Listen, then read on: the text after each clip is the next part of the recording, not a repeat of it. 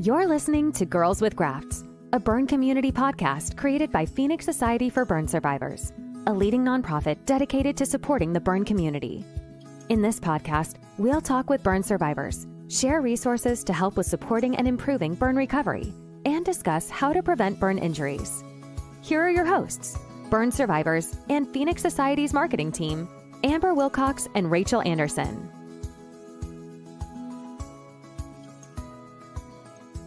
Hello, and welcome back to Girls with Grafts. I am Rachel Anderson, one of your co-hosts today, and I am joined by Amber Wilcox. Hi again. How's everyone doing today? I am doing so well. I'm pumped for today's podcast. I think our viewers, our listeners, our viewers, both of them will really enjoy it. They're watching and learning. Yeah, absolutely. I'm super excited today. Before we get started, we just want to send over a special thank you to our season 1 sponsor, Pritzker Hagman. And they are season 1 sponsorship that we really appreciate today because we're so excited to bring you all of the amazing guests that we've had on the show. So Rachel, you want to kick us off and introduce our amazing guests today? I think you'll all really be excited to meet them. Yes. Today we have a very special duo joining the podcast. We have Brittney Horton and her daughter Henley. So Brittney is a wife, a mom of 3, and loves sharing her daily adventure of mommyhood, style, design, and all the messy stuff life has to offer. And we're also here joined with Henley, who is a 7-year-old who loves gymnastics and coloring. So thank you guys so much for joining us today. Thank you guys so much for having us. We're so excited you're here. So I know that we've met you just now, but I haven't had an opportunity to learn a little bit about your stories. So Henley, I'm going to kick it off with you today. So do you want to tell us a little bit about yourself, how old you are? I know Rachel just introduced you, but tell us a little bit about that. And then do you want to tell us a little bit about your burn accident? Sure.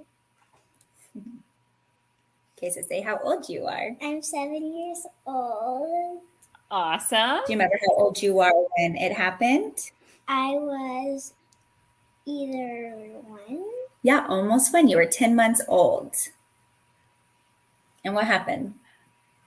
I got You were burned. Do you remember how you were burned, Henley? Not really. No. Does mom want to share? Yeah, so she was 10 months old, so she was just learning how to kind of take those first steps, climbing up onto things.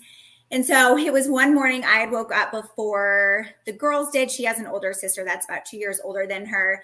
And I had turned our gas fireplace on, not even thinking anything about it. It was right in the beginning of November, so it was just starting to get cooler temperatures. Well, then the girls woke up. We started going about our morning routine. And as I'm getting my other daughter her cup of milk down, I hear this scream coming and I look up and Henley has climbed up onto the hearth of our fireplace and just planted her right hand onto it. And she was only 10 months old. So she didn't really, I don't know if she didn't have like the stability to take her hand off or just not the thought process. So it was on there until I could run and grab her. And then, yeah, as soon as it happened, I immediately was like, we need to go to the emergency room now. And it was a long journey after that, but that's how it happened. Mm-hmm. So Henley, Do you want to tell us a little bit about how you're doing today? I know you shared a little bit with us before the podcast, but what do you like to do for fun today? I like to color. I like to do cartwheels a lot. You do? You use your hands for cartwheels, I'm sure, right? Yeah. She does. And because it is her right hand and that is her dominant hand. And so we still are going to her yearly checkups. She will most likely have to have another surgery, if not a couple, as her hand continues to grow because she was only 10 months old. And so we're constantly looking at like any constrictions and how her hand is growing, because I mean, it was so tiny when the grafting did take place, but she does everything perfectly great and we've had no problem. So she's like the bravest, toughest girl I know. And you're another Girls with Grafts, so it's perfect. I also have a skin graft, and so does Rachel. Mm-hmm. Yeah, I was burned when I was 3 years old, so I don't remember much of it either. But my mom knows a lot more than me and has filled in all the details along the way for me. But Rachel and I both have skin grafts too. You're part of a great club. We don't necessarily want to be a part of it, right? But it's a girls club that we've got here with some skin grafts, huh, Henley? That's right. I love that. So Henley, we want to ask you a little bit about just, what you'd like to share with other burn survivors. So maybe there's other little girls out there that want to know a little bit about you and your survival journey. Do you want to tell us a little bit about or advice that you give to other little girls out there? Yes. Say if it happened to a friend, what would you tell a friend? Be careful. Be careful. Be careful. That's good advice. Yeah. What about now? Do you feel like it's no big deal? Yeah. Yeah. You're so brave, and we want to thank you for joining us today because it means so much. Do you want to tell us anything about yourself? Anything else? No. You sure? Yeah. Okay. How about your mom? Do you want to tell us anything about your mom? What do you love about your mom? That she was there for me when I got burned. Aw, that's so sweet. Well, thank you so much, Henley, for joining us. I think Henley's gonna pop out for a bit, but Mom's gonna stick with us and chat with us more about Henley's injury. Thanks for joining us. Hi, guys. Hi. So, our listeners may want to know a little bit more about Henley's, accident or how you feel with her journey. And so we're going to turn it over to you and let you spend a few minutes telling us about that day. I know that Henley's now kind of vacated the room here. Yeah, totally. I felt like my number one thing and why I feel like timing for this whole thing worked out is because in November, this kind of starts, like I said, the cooler months where we are using our fireplaces, even electric stoves. People are deep pitting turkeys outside. This is kind of the start of the season. And whenever I was in the burn unit, we spent a week in the hospital, and the doctor told me that 50% of burn incidences this time of year are children related. And it was just such an eye opener because prior to that morning, and I'm probably like what you call a helicopter mom. I am very almost a little bit too much. But the fact that it happened while I was in the same room, she was in my vision, and that it could just happen that fast. It's something I will never forgive myself over, because as a mom, I feel like I'm made to protect her. And the fact that I didn't turn off the fireplace before the girls woke up will always haunt me. And the fact that you think it's common sense, oh, of course, it's a fireplace, it's going to get hot. But to be honest, it depends on your type of house that you're in, the type of fireplace that you do have. But all in all, accidents are just accidents. And no matter what the circumstances are, no matter if you're in the same room as it's happening, these things do unfortunately happen. And so I don't know, mom guilt is a really hard thing, but it's something I am working on every single day. And she is getting older. And my fear as her mom is that she has these scars. And I never want her to feel ashamed, embarrassed, as the kids are getting older. I don't want kids to ever make fun of her for them or bring attention to them. But it's one of those things that it's like, it did happen. Here we are. And so if anything, by doing this podcast, she was like so excited to do it. And I'm like, I just want her to feel empowered by it and empowered by her scars. But it is, I just feel like this time of year, especially to get kind of the word out there. Definitely. Yeah. And I mean, as a childhood burn survivor, I can totally, I guess my mom could definitely relate to how you're feeling, of how you want her to feel empowered, especially growing up. But I can say, I mean, the fact that you're already talking about that and helping her feel empowered is only going to help her more and more as, get into those teenage years and when she goes to the next adventure of her life.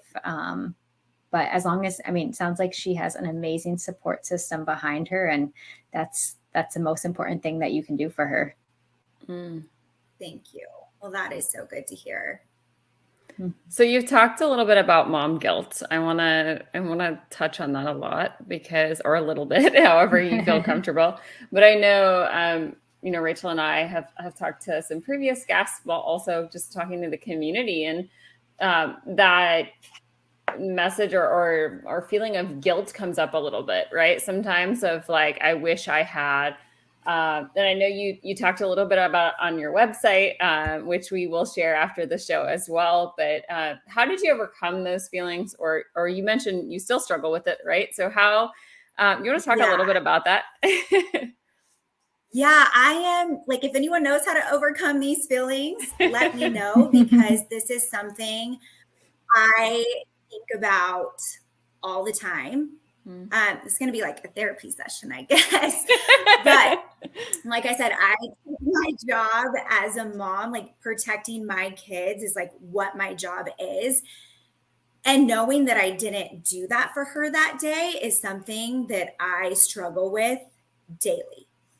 That's something as simple as me turning on the fireplace that morning will like now be a part of her life forever.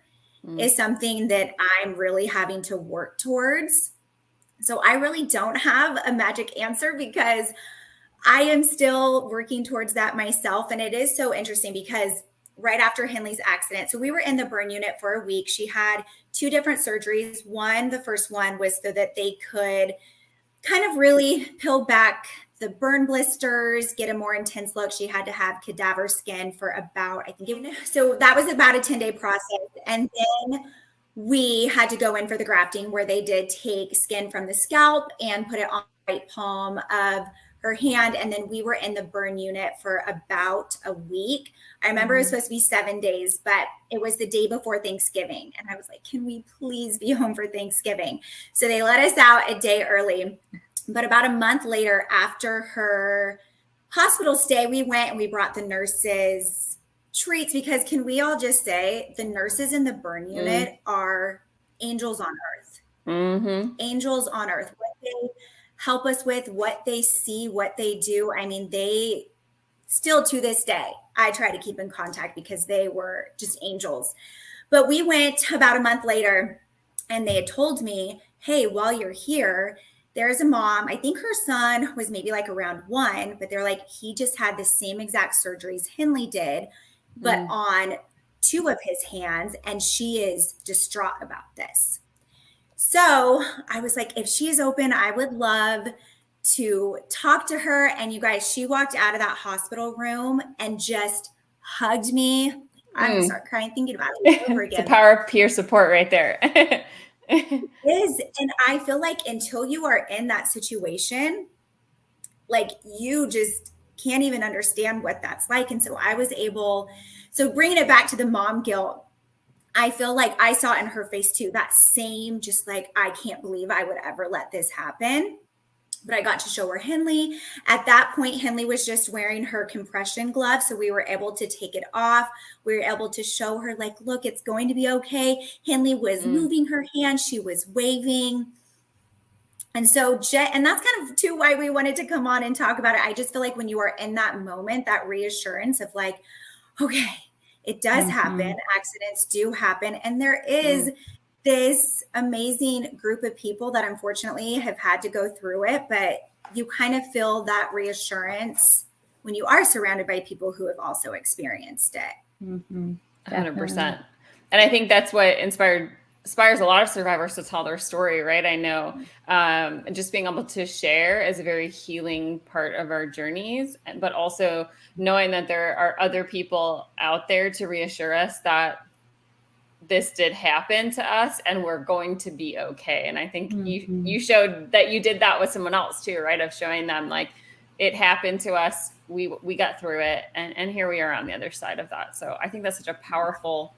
And that's why we asked you on, right? That's why we asked you to be a part of this today, knowing that, right, you are able to provide, it can happen to anyone, right? There's an element of it, but then there's also, everyone struggles with or other folks do struggle with this type of thing. And it doesn't matter, burns do not discriminate. It doesn't matter kind of where you're from or who you are. It can happen. And so it's such a powerful message that you've shared with us. Thank you for that. Mm-hmm. So you mentioned to the compression garment. I had to wear those too, and I used to hate them. I don't know if Henley had the same experience as me, but one of the things my parents did was during one of my rounds of surgeries, I had to go in like every week for a treatment, and they promised me a milkshake or whatnot. Did you have anything like that with Henley?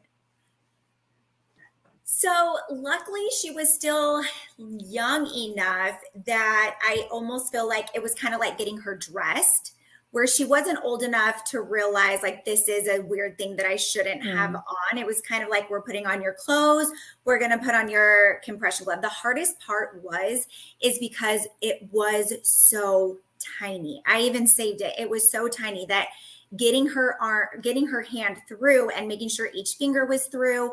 My husband had to do it at first because I could not pull it on. And so she was able to kind of go sizes up. I think she wore it for about a year. That might be off. It's been a while, but I remember she had a couple different sizes as she would grow a little bit. So I felt like that was the toughest part, was just the sizing of it. And whenever we were taking it off, I could tell it was almost like she was so relieved because she could finally move her hand. And so we would do the stretches and all that. But to me, that was more the hardest part. I'm telling you, she was a stud, unbelievable going through all of this. It was never a fight to get it on. And I don't know if it's just because she was so young, but she was a stud. Well, I can say I was definitely not like that to my parents. I was a pain. They did get me very bright colored garments though, so I could be fashionable at least when I was wearing them. Pink and purple, and then a nude color. Yep. But even the day it happened, because we ran, straight to the emergency room, and from there is where, because I had no idea that there were even burn units at certain hospitals, and some hospitals didn't have them. I was so unaware of all of this. And so half the day was kind of not wasted, but we went to one emergency room and they were like, you need to go straight to the Grossman Burn Center. There's one in town. And so that is when they were the ones telling us, no, we need to get her back now. And it was there with her hand that was so blistered. It almost didn't even look like a hand, almost like you blow up one of those gloves that you do in doctor's office. And she was just waving at everybody. And it was, I think her body was probably in shock for a lot of it, but she was just such a stud through this entire thing. It's just kind of almost unbelievable, but that's still how she is to this day. She looks like a very strong young lady. Oh yeah. And when kids ask her, because I'll kind of watch back, and kids will sometimes be like, what's on your hand? What happened to your hand? And she'll just show them, oh, I burned it on a fireplace, and then go about playing. It doesn't even faze her. And I'm praying that it does stay that way. That's amazing. I was going to ask you, how do you, as a mom, right? And allowing her to be on this podcast is just one of the many ways, but, sharing her story, right? I'm sure that can be something that she's had to learn how to adapt to do. And it sounds like she's done it very well. But is there other ways do you guys talk about it at home? Kind of how does that How does that We work? do not often, like I've kind of mentioned before, we kind of just don't make it a thing. Her scarred hand is a part of who she is, and I never want her to feel like she is different because of it, or so we kind of don't make it a thing. But as she is getting older in school, especially when school first starts, she's around new friends, new classroom. I do ask her, like, oh, does anyone ever, like see your hand, or do they ever bring it up? And sometimes she's like, oh, yeah, they asked about it. But we kind of don't make it a thing around here. And I don't know if what I'm doing is the right thing or not. I just never want her to feel like it is a thing. So we'll mention it briefly here and there, especially if we're in new environments, or if I see something like at the park one time. I remember having kids, they were kind of all standing around. And that's when she was like, oh yeah, I burnt it, and then moved on and started playing. So those certain circumstances, I'll ask her about it. But other than that, we kind of don't make it a thing. I'm sure Rachel can relate to that more than I can, but Yeah, no, I think that's great. And I can relate, when I remember going to elementary school and meeting all the new kids. And so I have burns obviously on my face and all down my arm. So very, very visible. And I remember, and then going to middle school, it was like all over again, because you meet a whole new group of friends and no one knows. And kids are so funny because they don't care. They're just so blunt. They're like, wait, what is that? I remember a girl in elementary school like came up and just like rubbed her hand across my arm and just like darted away. But it's so funny because we would never do that as adults, but kids are like, what's up with that? So I mean, it's great to hear that, she's just like, oh yeah, this is my hand, it happened. Can we get back to playing now? Yeah, and that's how she is now. But as a mom, especially as a mom of a girl, where I am very nervous for these middle school, high school years. And it's something I think about, I pray about, I have no control over, but it is something that I definitely think about for her as she does start to get older, because that innocence of being a kid and kind of shrugging it off, I feel like only lasts for so long. So that'll be new territory. Yeah. I mean, my biggest piece of advice is kind of keep doing what you're doing and empowering her to answer. And I mean, there's going to be rough days. I mean, we all have rough days. And honestly, that's kind of how I look at it. Like, sure, my scars are visible, but we all have scars. Mine are just out there for you to see. So, but take it, step by step and keep empowering her. And I mean, we have a tool called Rehearse Your Response that, may be really helpful for her when she is going to middle school and high school, just having, a 3-sentence thing of, hey, I'm doing fine. This is what happened. Thanks for asking. And it sounds like she's already doing that with the ability to just say, yep, here's my, these are my scars, and moving on and not making, right, like a thing about it herself, of just saying, yep, it happened, and moving on from it, I think is important. And I know as an adult being burned, I had to learn a lot of that, but as she's growing up with it, you're empowering her with those tools, which I think is really beautiful, because just a parent here today, when she joined us, was like, yep, it happened. And you could see she was just willing and able to talk about it, but it kind of wasn't a thing for her, which is beautiful too, that she's, empowered to tell her story. Yeah, absolutely. So yes, I will definitely check that out, because that is, as a mom, kind of something that I am a little bit nervous for in the future. And I'm sure you're not alone with that. I think we've heard that quite a bit too, even just here, of like, it can be difficult to navigate that and understand how to. And so I think that I appreciate you just sharing that, because I think that's going to help other, parents of survivors here as well. So, I hope. And like I said, I don't know if what I'm doing is the right thing, but we'll see. I think that's a part of parenthood though too, right? of just Absolutely. Navigating. It's so true. No, but It's so true. Yeah. And I do think it's important, not that you don't want to make it a thing, but it is important that, maybe we look a little different, but we're not any different from anyone else. And I mean, obviously, you know, I work for Phoenix Society. So yes, I talk about my burn injury a lot, but outside of that, I don't talk about it like every day with my friends. It's not, you know, a conversation that comes up that often. So I think that's, you know, you want it to be a part of you, but you don't want it to be the only thing about you either. Absolutely. Yeah. And I think it's different, right? When you talk about, like, at our work, I know until I started working here, I never talked about it. And I did, you know, people who knew me knew it existed, but it wasn't something I just always put out there. And so I think as she grows up, right, like, especially once they get to know her, right, if that's somebody's first reaction is to ask that question. But once you get to know you, I know, like, I don't allow that to define who I am. So I think that's important to remember. Absolutely. So tell me a little bit about, I think I'm going to take it back a little bit. So first and foremost, you're a mommy blogger, which is amazing. But in addition to that, you are a wife, and you also have a daughter, Harlan. Is that correct? Yes. And then a son, Paxton, who was not born at the time.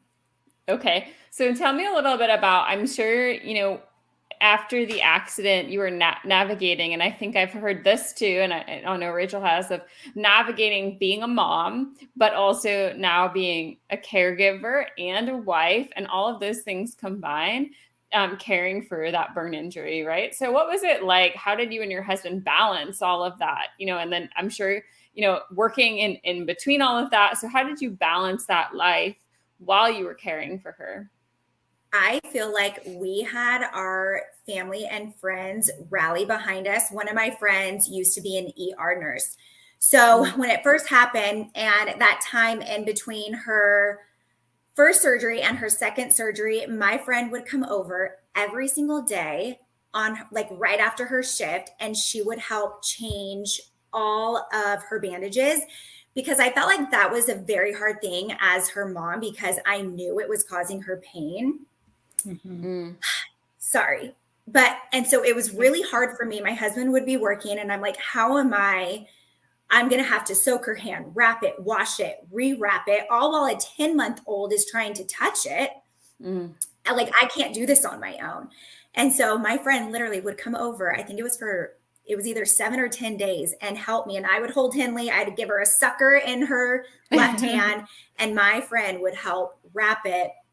And then my husband would help do the nighttime rewrapping of the dressings. And I felt like I could not have done that without our friends. My husband's amazing, that we kind of all just tag teamed and stepped in. And then even when we were in the hospital for that time, you know, I had a 2.5-year-old at home. And so it was balancing back and forth with that.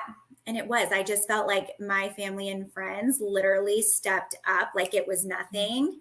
And so I felt like, I don't know, I could not have done it without them, for sure.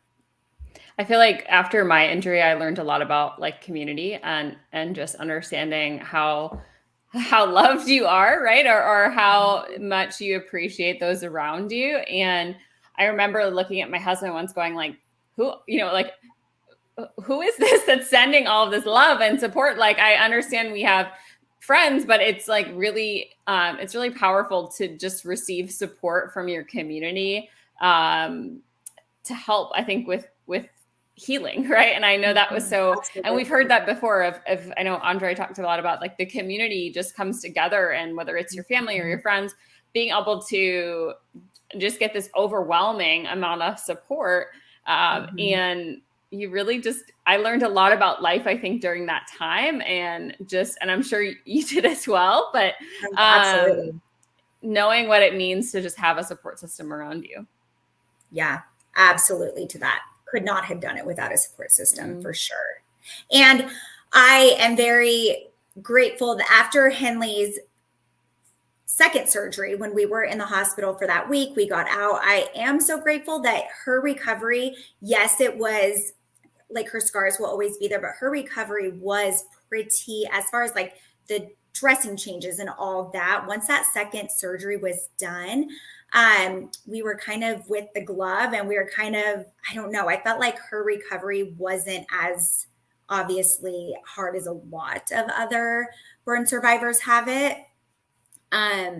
So I feel like, I don't know, sometimes when I speak on it, we were just very, very grateful that it wasn't more strenuous than what it was. Mm-hmm. Yeah, I get that too. Because sometimes I'm like, yes, I have a burn injury, but then I'm like, but it's all relative in the grand scheme of things. And that's sometimes even hard to accept. And, when you're talking about community support too, I have a hard time getting help from others, not even with my burn injury, just day-to-day things. So I can also see like, if it would be hard to accept all that help, because, I'm like, I have to do it all myself. I don't, not that I'm not appreciative of help, but sometimes it's just hard to accept help too. Mm-hmm. Yeah, and I think what we've learned, true.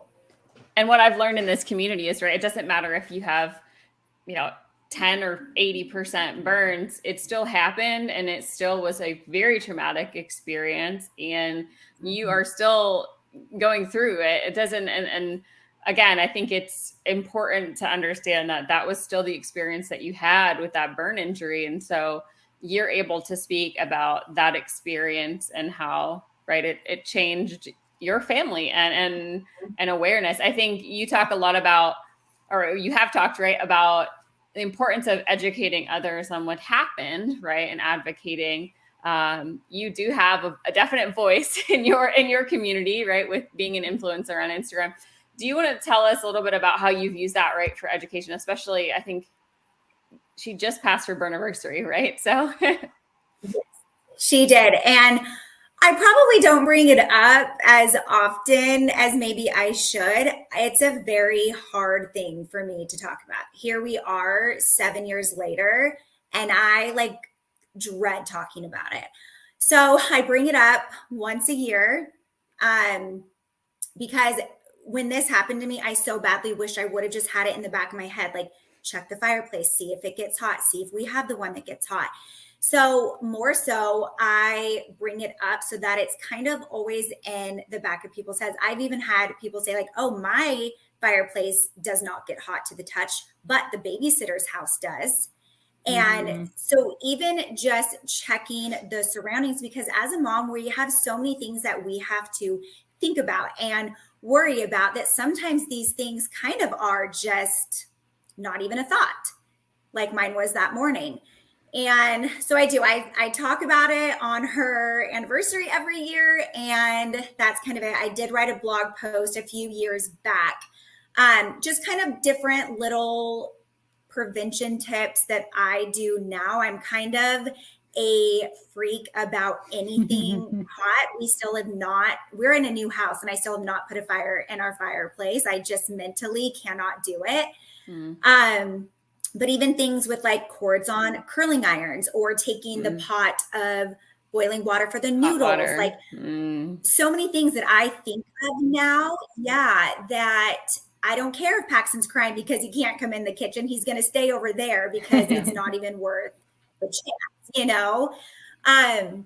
So I more so just kind of share, because sometimes we think this is common sense, which it is, but sometimes it's just not even in your thought process. And we're so busy.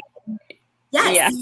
We're looking at the TV or we're on our phones. Yeah. And until my accident. So my accident happened later in life. It happened in 2020 and I was cooking in my kitchen. So this resonates with me because I did have, a scald burn. And so hot glass of caramel exploded on both of my legs. And recognizing, so after that happened, I started to share what happened on Instagram just as a means of like, kind of like being able to heal. But it also, I got those messages of, oh my gosh, my kids are always underneath me in the kitchen. If they had been underneath me, that would have like fallen on them. And so I think what you're doing is important, right? Of sharing that, because we don't think about it until it happens, or it happens to someone we know or we love. And then we realize, oh my gosh. But my husband is just kind of the way you are now. It's very much like everything is, we wouldn't buy, and pot for a long time because the burn unit had told us about the steam so there are, I think when you know or get to know someone who's had an accident of that nature, we're just overly cautious now in our home because of that. So I think it's important, right? It's an important thing to share. Yeah, that's kind of how I feel and why I share it, because I don't like to talk about it. And every year I'm like, I'm not going to mention it. Like, I just don't want to. I don't want to bring it up. And I'm like, no, because I wish I would have heard a story about this or knew how extremely hot that glass fireplace can be.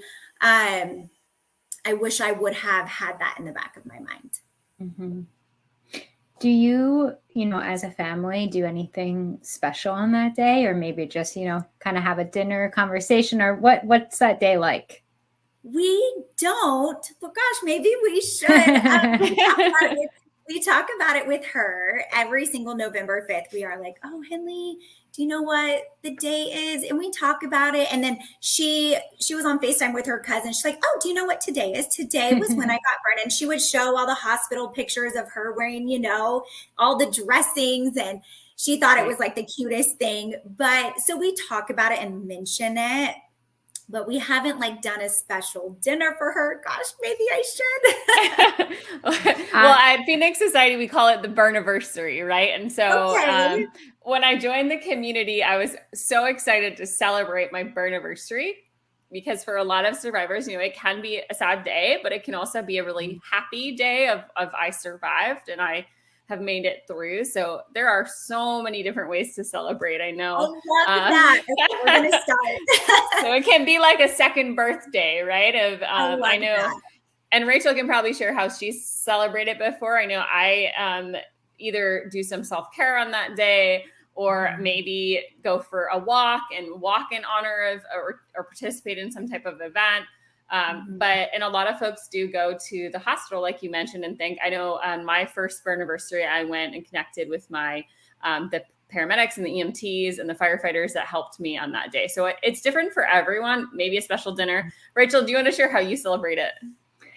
Yeah, it changes. But when I was a kid, so me and my sister are both born in September, very close. So we always had shared birthday parties and shared all of everything together. So my burniversary is in April, and I took advantage of having a own special day to myself.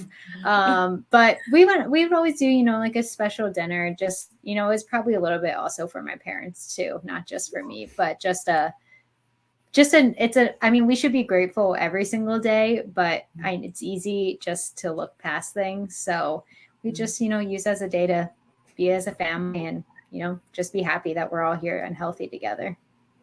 Absolutely. No, I love that idea. Yeah. And she may want to celebrate it differently, right? I know every year, and you may not want to celebrate it, but she may. And so I know every year, is so different. And some years I'm like, okay, no.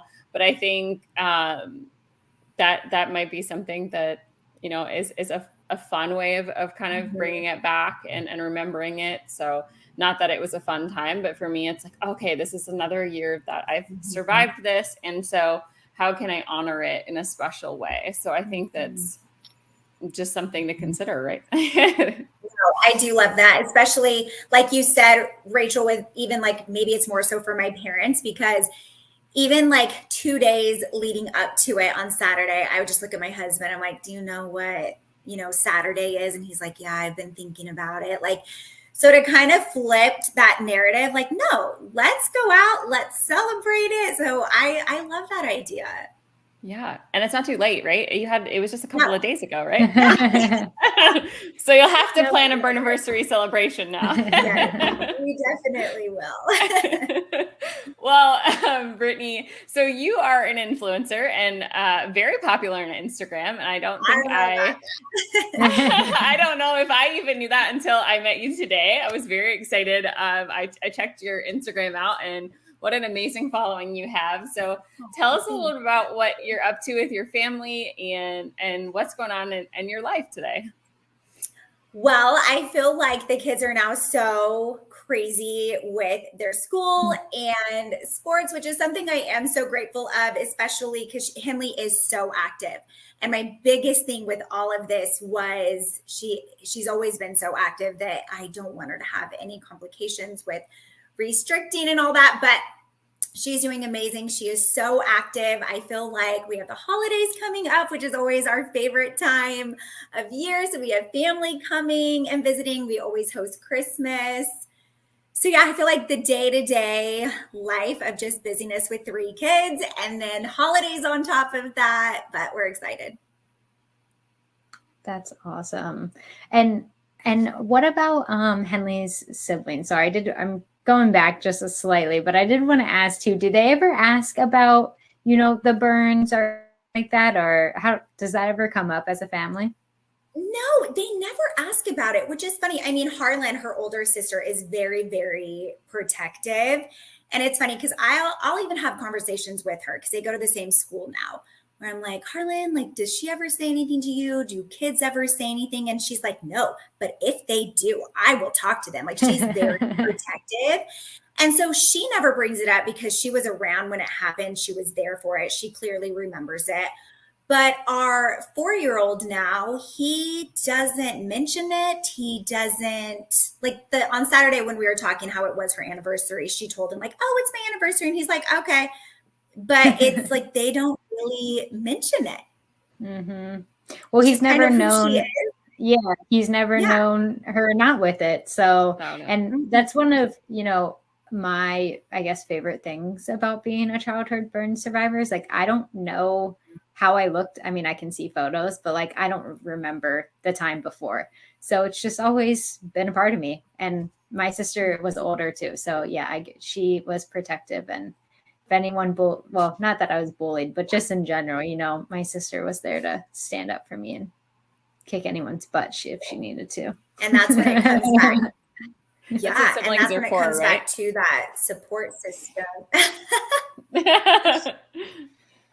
She has her cousins that are her best friends. Like, she has so many kids just in our family alone that's her age, where I am so grateful, especially as she does start getting into those older years, where her support system, her family, her best friends are her cousins. And so I feel like if anything ever is like someone says anything, she'll have that support system to back her up.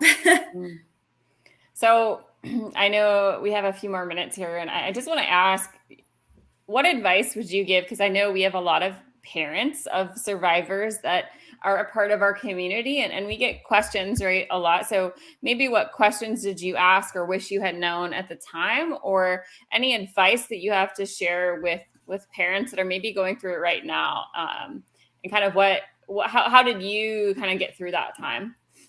I feel like I don't know if I have the right words or right advice, because I felt like, especially at that time, I did put so much just guilt on myself that when people told me it's going to be okay, I almost was like, but how do you know that? This isn't happening to you. Like, it's not okay. Clearly, look where we're at. We're in the hospital. I felt like I really struggled with that guilt at the time. Like I said, I still do now. My advice would be, like we were talking about, one day at a time, where, my gosh, as bad as this is, the fact that our children are still present, they are here with us. This is not going to define them. They will go on to live an amazing life. I felt like at the moment I was so just tunnel vision of what was happening and how horrible it was, where I wish I would have just been like, okay, it's going to be okay. Like, if I could flash forward to 7, when she's 7 years old, like, she is amazing. This does not define her. So I feel like, if anything, just kind of, yes, take it day by day, but also realize that, like, they will be okay. This will not define them. They will go on to be these amazing kids, amazing children who will thrive. Like, it won't define them. And I think at the time I was just caught up in the devastation of it all and the blame of it all. But I mean, I don't know. I don't have any advice as far as the mom guilt, because, like I said, I every day still struggle, and I don't know if that will ever go away from me. What does self-care for Brittney look like? Oh gosh. To be honest, I'm kind of a weird one because anytime that my family is together, that's kind of my self-care. Yes, I love a night out with like our friends or whatever, but just that downtime with my family, that's kind of my little happy place. Mhm. But yeah, self-care, I mean, maybe in a few years I'll know what that is all over again. But yeah, my family is just kind of my happy place. I really am. And I know that sounds so cheesy, but that's when I'm like the most content. We're all here. We're all safe. But That's awesome. And so are you looking forward to the holidays? I know the holidays can either be super fun, super stressful, or a good combination of both. yeah, I love the holidays. My family's kind of all scattered throughout everywhere. And so the fact that I know next month they're all going to be like here at my house with us is just like my favorite time of year. I truly try to not put that much stress on Christmas. I feel like I don't go overboard. I kind of just like to celebrate it for the reason, but and the family time, but I don't know. I'm not stressed. I'm actually really excited. And what is Henley wishing for Christmas? Does she have any Christmas items yet? She has told us that she's very into art. So she wants the iPad pen so that she can create and draw art on her iPad. That's her. Beautiful. Well, it's beautiful that she's doing a lot of activities with her hands. And then that's, it just shows how resilient and strong she is. And being able, she's the first thing she said when she joined is I like to do cartwheels. And I was like, wow, look at her go. So I know it is amazing. And that's why every year when we go to her yearly checkup, we check, the restriction of her hand. And I feel like it's kind of starting to pull a little bit in. So I'm curious to see what it's going to be like in June when we go back. So I know a surgery is definitely in our future, unfortunately. And that is what's kind of heartbreaking because she is so active. She loves to color. It is her dominant hand. But once again, taking it back to literally day by day. Day by day. Right now, she's good. She is healthy. She is here. And that's kind of what I have to just kind of hold on to at that point.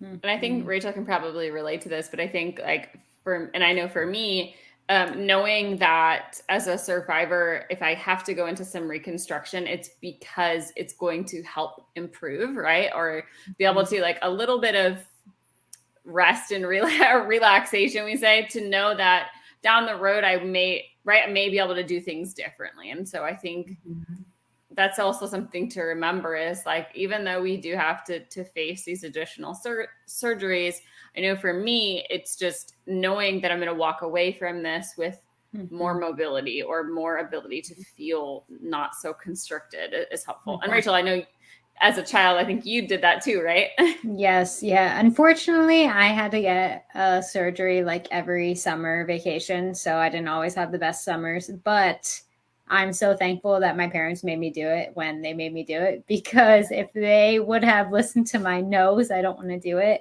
I would not be, I would say I've never had a restriction. I mean, yes, surgeries, sometimes I'm out or I had to miss some school. That's, just part of it. But, I got to do all the sports I wanted to do growing up. I never had any issues with that. So as much as it may stink in the moment, it's definitely worth it in the long run. And like I said, just got to bribe them with treats sometimes. Like we'll go get a milkshake once we go home or something like that. Yeah, does Henley have a favorite treat? Yeah. What is it? But I'm so glad you said that too, Rachel, about like your parents kind of sticking to their gun. I remember whenever it happened, we went to the first hospital and one nurse was like, oh, here's some ointment. Go to the burn center on Monday, which was like, or the burn clinic on Monday. And I just felt like there's no way. I see her hand. There's no way you're sending us home. And then a nurse kind of came up to me afterwards and was like, hey, we have an actual burn center in town, hospital with the burn unit. You need to go there. And even my husband was like, no, you heard the first one. They said like, just come back on Monday. And I was like, no, we are going. And I'm so grateful for that, because if we would have waited until Monday, it would have been a lot worse. Yep. So it is, you're, as a parent, you kind of have, especially as a mom, we have these kind of intuitions that your gut. you gotta go with your gut and listen to it. And that's the thing too. I felt like I was unaware that there's actual hospitals with burn units in it. And so anytime now, I'm always like, hey, always know, go to that hospital. So I feel like we never plan for these accidents to happen in your area. Look and see if there is a hospital, the nearest one with the burn unit in it. If you do have the severe burn, go there first, because we all know times with burns are so important. So important. Yeah, we can put those list of burn centers in our podcast description, because there is a list of burn centers. And you're right. Until I was burned, we had no idea that even existed. And so, I had EMTs come to my house, and at the time they said, oh, she has to go to Orlando. And my husband thought, why are you driving her an hour and a half to go somewhere? But because these teams are specialized in treating your skin and this kind of injury. So I think that's a beautiful message, or important message at that, because a lot of folks don't understand that, especially and advocating for your child, but also trusting your gut. I think there are a lot of times, and we are human, right? And so sometimes even in folks that are in these hospitals may not be necessarily aware of what that burn injury, unless it's a specialized area. Yeah, absolutely. And that's kind of what it was. Obviously they are not skilled in that. And so they didn't know. I don't hold that against them, but they were just kind of like, here's some ointment, here's some burn ointment. Go ahead and just go on Monday to the doctor. I'm like, this does not seem right to me. We're going somewhere else. And so it was only because that nurse pulled me aside that I even knew there was like a specialized, the Grossman Burn Center in town. So it is so important to know which ones are closest to you and go straight there. Yep. And it never hurts to do, even if you could have gone there and been like, yeah, you can just come back on Monday. Okay, that would have been fine too. But it doesn't hurt to go and just find out. No, absolutely. And they were able to treat it how it needed to be treated at the time. Like it was, I just feel like everyone kind of needs to locate their nearest one, because you never account for these accidents to happen ever. No, not until they happen. And then you're like, wow, there's this whole world out there that I didn't even know existed. It's so true. It's so true. It is. Well, Brittney, we first and foremost want to thank you for being here with us today. And please send over a special thank you to our Henley.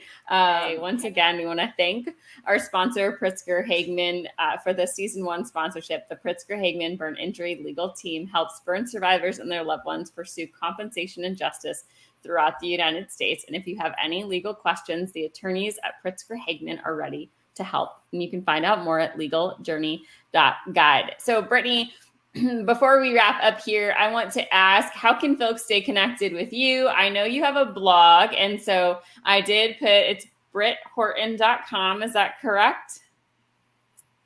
It is, yeah. Perfect. And so and then just on Instagram. And on Instagram, where Brittney shares all of her different tips for being a mom and your style and all of the different things. Brittney, what is next for you, or any last final thoughts that you want to share with the community? No, I just wanted to say thank you. Whenever this happens, you're kind of, like you said, you're kind of unaware that there is even this big community out there.